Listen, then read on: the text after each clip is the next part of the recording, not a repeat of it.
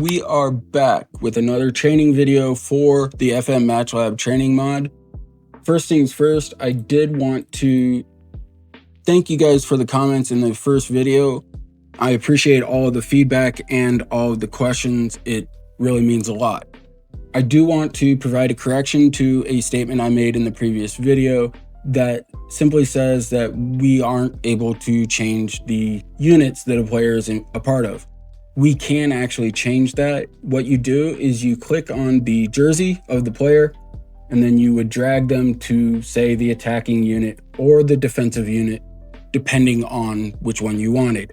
That does not change their position, role, or duty that they are assigned, nor does it change their additional focus. It just changes the unit that they're a part of. So you can make those changes if you wish. I did notice that in the comments there were several questions regarding what I do in the event of 2 matches per week, so I did want to go over that, as well as provide a brief update on the 1 match per week schedule that I am now using for the online save as well as in my offline saves. So first things first, we're going to look at this week in particular. You can see that we are playing at Real Madrid, and then we have a game later against Lens. So what I am focusing on first is with Real Madrid, we are going to put in a recovery session. I do not want to focus on any additional training for this time. I want my players as physically fit as humanly possible for Real Madrid because it is going to be a very tough match. As always, following every match, I have a match review and a team bonding. Even if your team cohesion is really high, I still encourage you to use the team bonding. It does increase the happiness, it does increase the teamwork, and it also does slightly reduce the fatigue, so it can have other benefits. And I feel like the day after a match, this is just a great way to let the players rest, but at the same time get some other things accomplished. In this instance, we have a full day off before we have our next half day and then a match. So in this instance, I've already put in that I want 1 recovery session for the day off.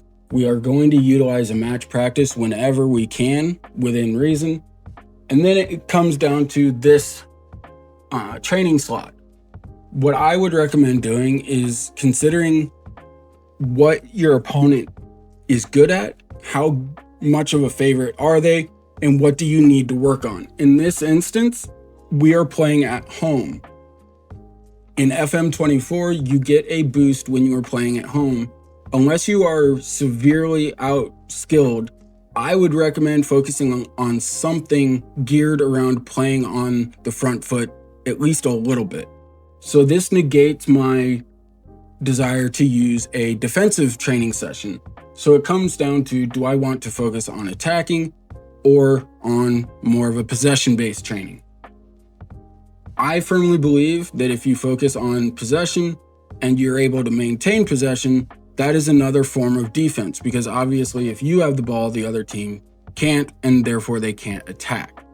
So for this, I've selected the possession general training for this day, followed by set piece routines, because I do want to train our set pieces every week.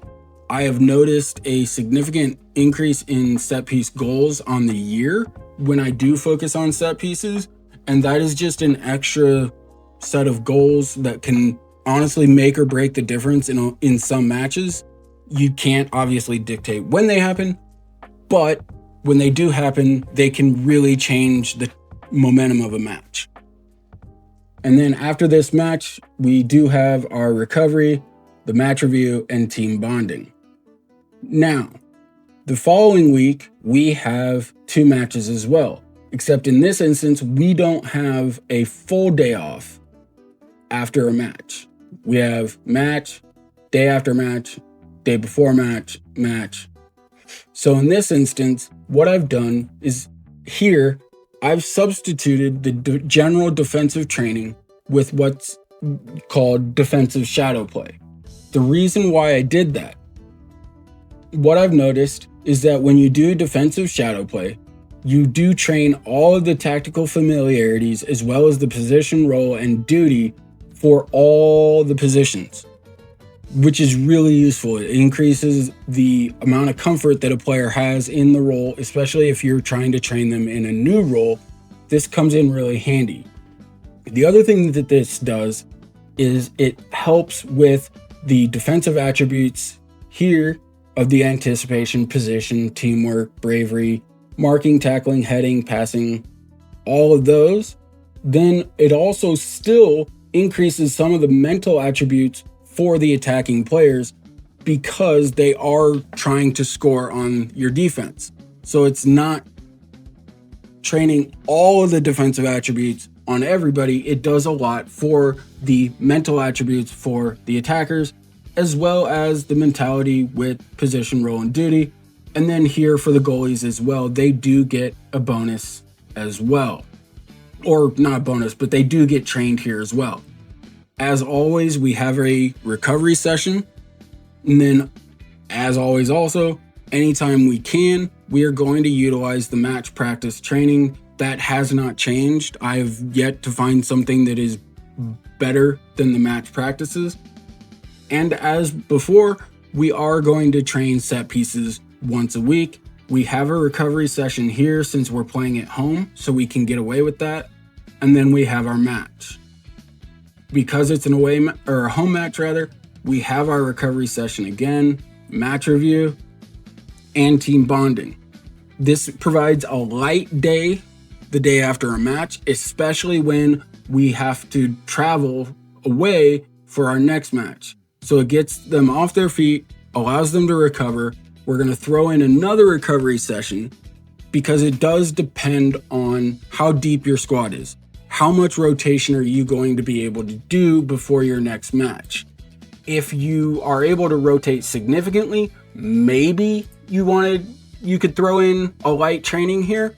But in my opinion, throwing in that light training is not going to provide you with as much benefits as it would for a player to be able to play, whether it's as a sub or as a starter.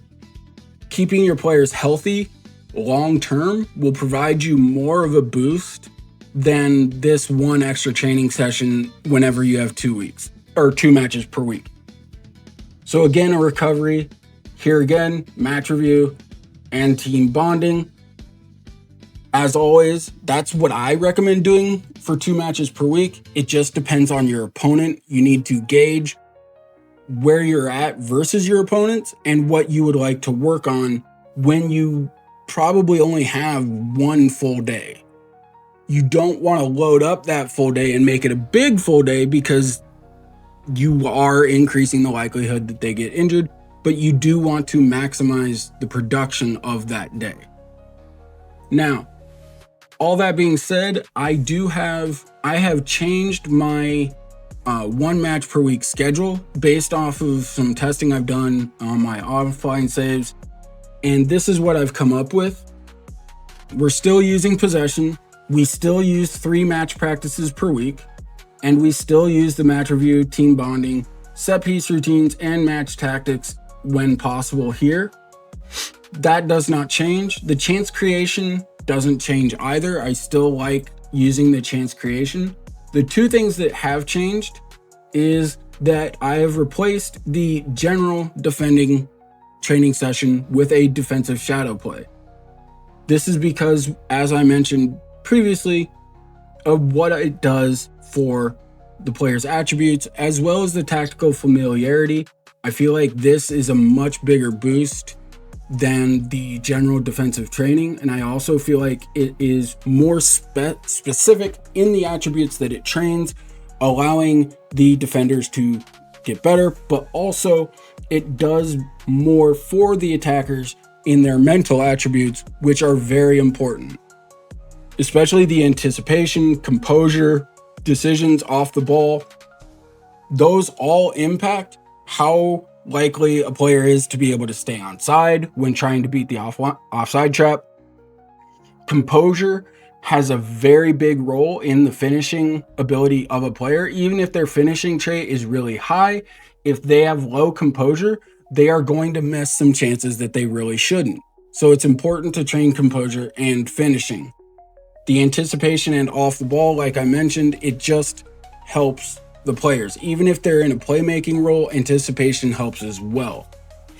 And as always, the goalkeepers still get training, and without having to use a goalkeeper specific training session, they still get work in, which is important.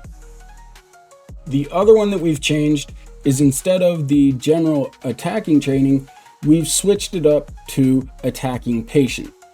The reason why is because with attacking patient, it does increase all of the attributes that we want right here. But the other thing that it does train is the passing style and the creative freedom for the players.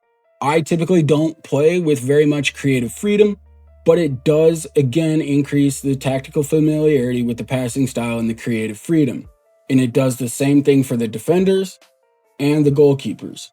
So that's basically what I've changed so far and what I've noticed. As always, if there are other things that change, we will be posting other videos.